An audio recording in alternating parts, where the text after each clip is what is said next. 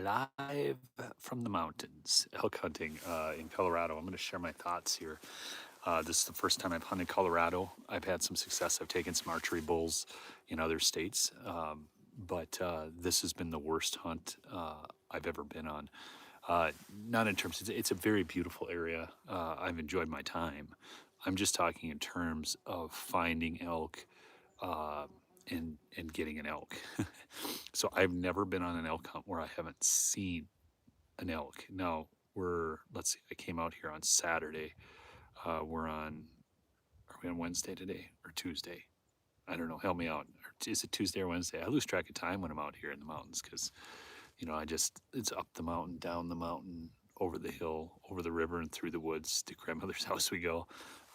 But I just had my freeze dried breakfast with some coffee, which was good. Because today is what? Angie, are you serious? Today's Thursday? It can't be Thursday. Good night. Anyways, well, it's Thursday, folks. So it shows you where I'm at. But no,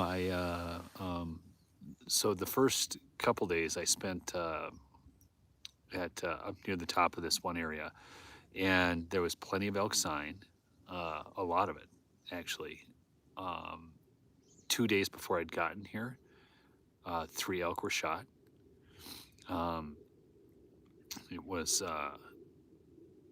well, no, within 2 days, 3 elk were shot because the one had been shot the day before. So, muzzleloader seasons. One thing that's interesting about Colorado is muzzleloader and archery run concurrently. They put.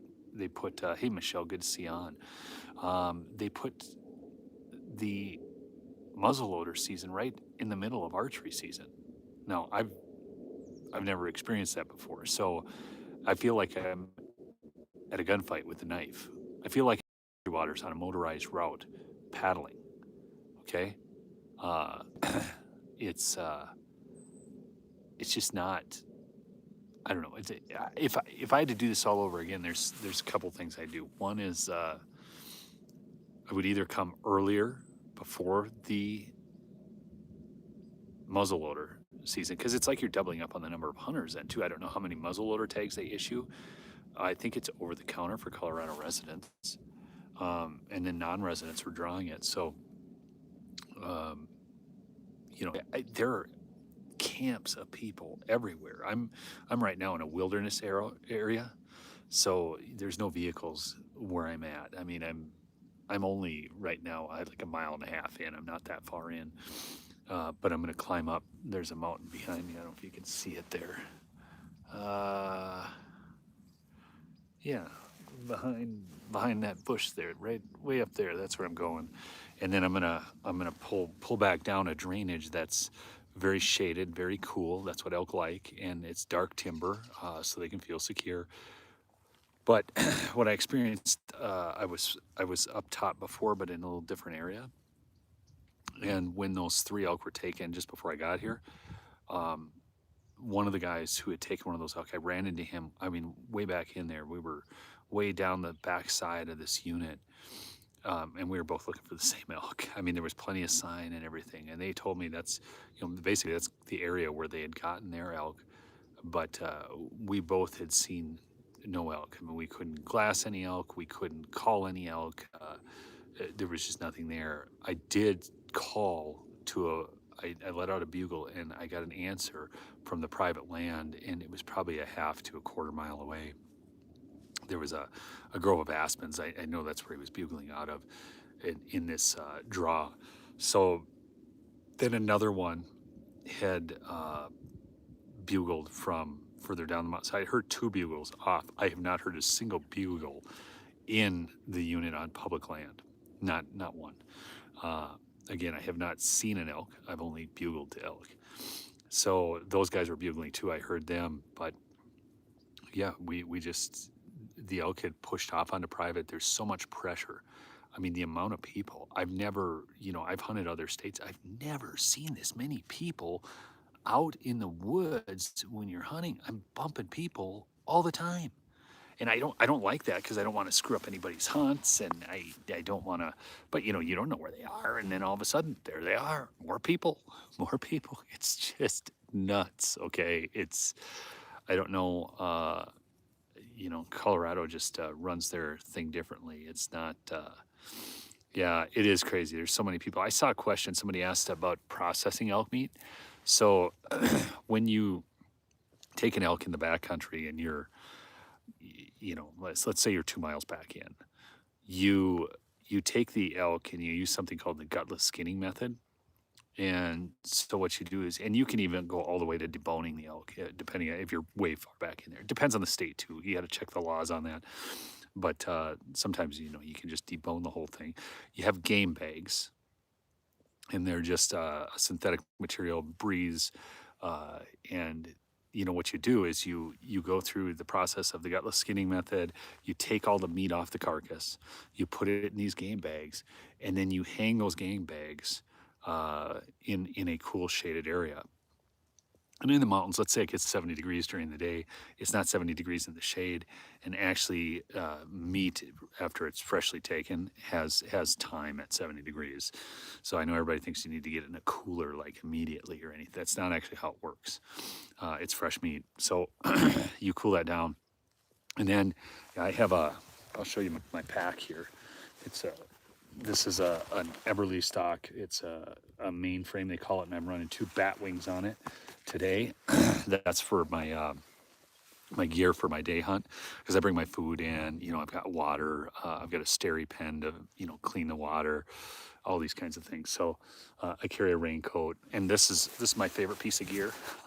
It's my Stone Glacier Puffy. I'm telling you what, these things are awesome. It's like putting on an electric blanket almost. It's incredible. And it weighs a pound. So, you try and keep your gear light if possible. But yeah, so then once you do that, it'll take you multiple trips. So typically with an elk, you're going to be 3 to 4 trips to get it out. And then to process it, you can either bring it to a processor, which a lot of times when I'm out of state, I'll do, unless I'm just driving straight through, and then I'll cut it up when I get home and just I've got a vacuum sealer, and I freeze it up and I grind the meat. I have one of those LEM grinders because, I've had it for years. I used to have one of those cheapy grinders with the plastic ears. Lame. Okay. Buy a better grinder. So I bought one of the LEMs, and it's got more horsepower. You can feed more meat through it. And we'd make our own sausage, our own burger, all that, and process the game up ourselves. But um, when I'm out, like I took a bull out in Montana, and I just brought it to the processor. It was all frozen. Um, and then it was, oh, you're welcome, Orchid. Yeah. Elk is a completely different game. I mean, you guys are a large animal. So, but, I've shot deer in the backcountry too, and we just, process that all up, throw it on our backs as well, as opposed to dragging them out, unless the vehicle is close by. But, a lot of times I'm hunting real backcountry kind of stuff. I like it. Usually when you're hunting the backcountry, you don't have people around you, but now, not in Colorado, I'm telling you. And it's not just hunters. I mean, it's like hikers and everything. It's just, I was pulling up on this road, and I'm on BLM land right now, and they have that dispersed camping. Like every single dispersed campsite was taken. I've never seen anything like this before in my life. I'm just telling you. I mean, I've never been elk hunting where it's been like this. And I've hunted Montana, which issues a fair number of tags, and there's definitely people out there. But how much processed meat do you get from an average elk, Dan? 200 pounds, about 200 pounds. I'm boneless meat. So if you take typically you can figure, and it could be more. So when you get a large bull, you're going to end up with more than 200 pounds. If you're getting like just a raghorn bull, or cow elk are smaller, obviously. I'm just trying to give you an average of 200. You could pick up 250 to 300 pounds of meat, but and I love it. It was funny when I was streaming on my big channel the other day, and talking politics, of course, and I was out, and somebody's like, I can't believe you're talking about killing God's creatures, because I mentioned I was hunting. Okay, here's the deal. I'm a predator. I eat meat. let me ask a question. How many of you out there eat meat? Okay. Really, Michelle? That's interesting. So how many of you eat meat? Just yes or no, eat meat. Curious? Just okay, maybe you're all vegans out there. Me, all right, you guys most of you are meat eaters. Okay, here's the thing. So I would wager the person who was saying that ate meat. There's a very small percentage of the population is vegetarian or vegan. Okay, so they go, what do they think meat comes from? The store? Like I've talked to people who actually think that. Like, where do you think meat comes from? Oh, the store. It's just so I partake in the taking of meat. And do you know what's interesting? If you live in such a sterile world where you think meat comes from the store and you think wolves are a higher form of life. See, because to me, wolves are competition. Okay. And not only that, wolves, they're mean. Have you ever watched a wolf take down an elk or a deer or anything, a pack of wolves? Have you ever seen this? Do you guys ever watch the things? I mean, they show you, they don't even show you the full version in, they don't even show you the full version in these National Geographic things. I mean, they show, oh, there they are, they're taking it down. But no, how it happens, okay, with wolves is they start on the back legs. The deer, I've watched this multiple times. The deer are actually watching themselves be eaten while they're alive. Now, I dispatch an animal with an arrow or a bullet, and it's pretty quick. Now, you can wound an animal. I'm not going to deny that. But I am telling you, by far and away, it is much better for me, for that animal, for me to shoot it than to be taken down by wolves. Okay? It's absolute insanity. So, but my thoughts on Colorado, I don't know. Maybe I have to just go do draw hunts in Colorado because I just don't like stepping all over this. I kind of come out here. I love y'all, okay? I do. But I come out here to actually get away from people. I kind of enjoy that. Or I'll go with a select group of people like my kids. Last year, Sarah shot a nice mule deer. I got a nice whitetail out in Montana. That was gun hunting. And I've got an Amish guy over in Townsend who processes my meat. I pay him. And then you're able, what's really nice about that, so like I said, sometimes I bring it home and then I have to grind it and do all those different things. Well, with the Amish guy, I mean, it's frozen. I put it in a cooler. Everything is frozen. It's so nice to get home that way. So, there's different ways of doing it. I like processing my own game, but it's nice too just to have it done and frozen. It makes it really nice for packing back home. It's never meant for a person to take an animal for fun, pleasure, or trophy. It's meant to take. So just comment on that because a lot of people have this thing about trophy hunting. I've got some friends who definitely go for larger animals. I'll tell you what, I mean, if a cow elk walks in front of me at 40 yards, it's going down on the ground right now. I'm not holding out for anything right at this point. I've passed animals before, but, I have no problem with somebody going out and hunting for a larger of the species. If they're eating the game, good for them. So I have plenty of friends who want to get animals in the record books, and there's a certain challenge to that, and have at it. It's a free country. Me, I'm a little bit more of a meat hunter, although I love taking trophy animals. I've got a whitetail that I shot. He's an 11-point whitetail. He's in the Pope and Young record books. My elk last year would have made it without its one tine was broken. So there's just the way some people hunt pigs in Hawaii is crazy. It sounds when they get a wild boar. Yeah, I don't know. I think it's interesting. Like hog hunting, you can do that aerial hog hunting. I did that once with my friend Ben, Constitution vet. A lot of you guys know him. Yeah, gotcha, Dan. Yeah. No, actually Dan Picar, who I've had on the channel before. You guys have seen Dan. He hunts definitely for trophy animals, but he eats all his animals, and he does a really great job. So, yeah, it's, I don't know. But I think I'm going to climb that mountain, come down that cool draw, see if I'm just going to try still hunting at this point. I mean, I have had success doing that.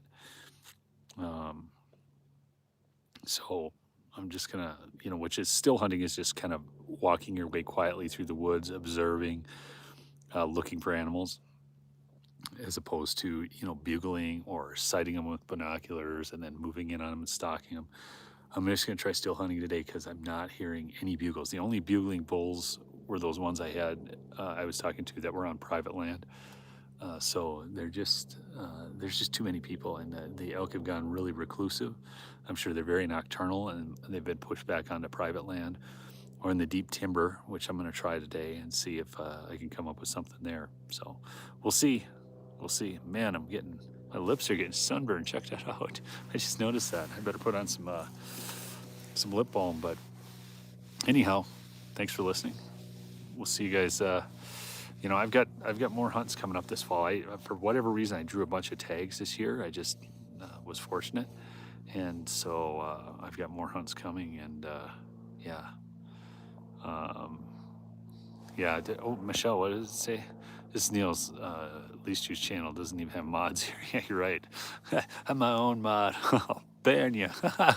So, anyways, I'd like to get this channel going more. I've actually been filming some of this hunt, but it's gonna be kind of boring if I don't get one. You know what I'm saying? Yeah. Hunting videos with no animals. I mean, you can see some beautiful scenery. I've got animals in the spotting scope. I saw lots of elk in South Dakota when I was hunting antelope. Last year I was out with my son. He had an elk tag, and we were hunting elk in South Dakota. And a cow elk tag with the bow, and we did see a couple, but not like I saw this year. I mean, herds of hundreds of elk out in South Dakota. We don't have a tag for them. How this game works sometimes. All right, we'll guys see you guys next time. All right, peace out. Glad you saw the notification.